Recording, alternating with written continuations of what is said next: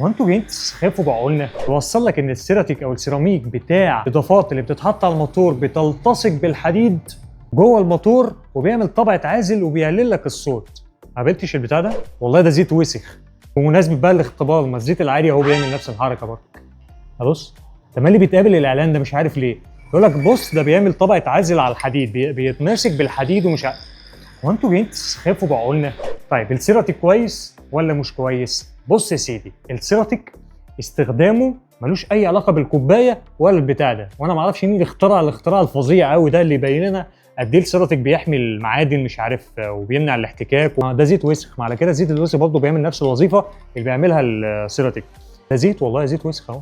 خلينا نكون عارفين السيراتيك هيمنع صوت الموتور او الخشونه بنسبه معينه، بمعنى مش هيقلل الكميه كلها ومش هيدوم لفتره كبيره، لان هو ممكن تبقى 1000 كيلو يمنع صوت والصوت يبدا يخشن ويطلع تاني.